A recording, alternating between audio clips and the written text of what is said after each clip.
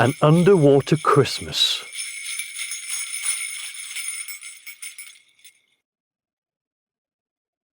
Hang on. Have you ever wondered what Christmas looks like under the sea? Crab looked the seagull straight in the eyes. Crab was dangling in the air, clasped tightly in Seagull's sharp beak. He was desperate, and this was all he could think of, to tell the seagull about an underwater Christmas. Luckily, his plan seemed to be working. His suggestion of a story caught the seagull off guard and made him feel a little less hungry. He cocked his white head to the side and narrowed his eyes. The delicious-looking crab had a red shell that looked sparkly when the sun shone on it. But Seagull smiled and put Crab down. He loved a good story and thought he might give the little guy a shot. If the story about Christmas under the sea is good, Seagull thought, I can tell it to all my friends, and I'll be the hero of them all. Chuffed with his plan, he ruffled his feathers and looked at the tiny crab. Crab was happy to feel the ground under his legs again. His legs were a little shaky, but he tried to keep them still.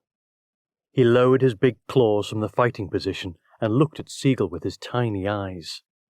The seagull's beak was bright yellow and looked very, very sharp. Crab took a deep breath. Crab scanned the beach for the nearest rock to hide under. He considered if he would be able to escape fast enough. Then Seagull said in a raspy voice, All right then, little crab, tell me about it. What is Christmas like under the water? The crab swallowed hard, cleared his throat, and started.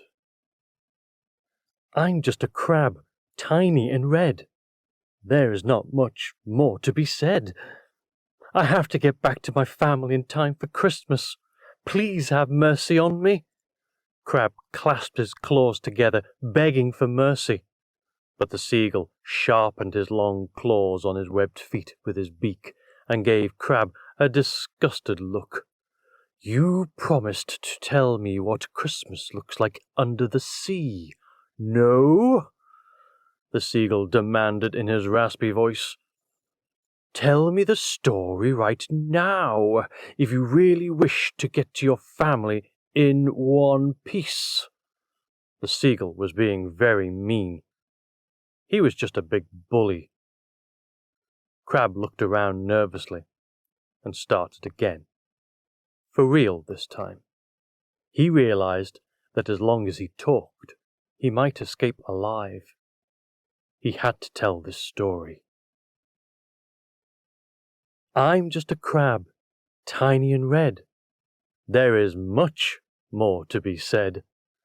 Santa on earth is a man clothed in red, with a big belly, but ours is a black belly rosefish. Many years ago, a black belly rosefish in the ocean heard about Santa Claus. Life in the sea would never be the same again. This guy called Blackbelly was a rotten fish who was evil. He said, Well, if Santa is red and I am red, I must be the ocean's Santa Claus. If Santa wears a black belt around his belly, my name is Black Belly. I must be the ocean's Santa Claus. If Santa stays in the North Pole, where it's very cold, and I swim in the deepest, coldest waters, I must be the ocean's Santa Claus. But Blackbelly didn't get the whole story.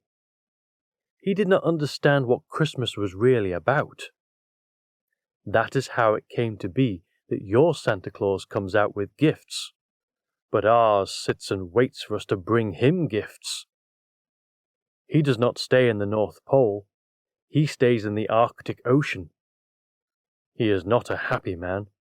He is a selfish black-belly rosefish. To keep listening to this audiobook, I've left you a link in the description so you can do it. at no cost thanks to Audible's 30-day free trial.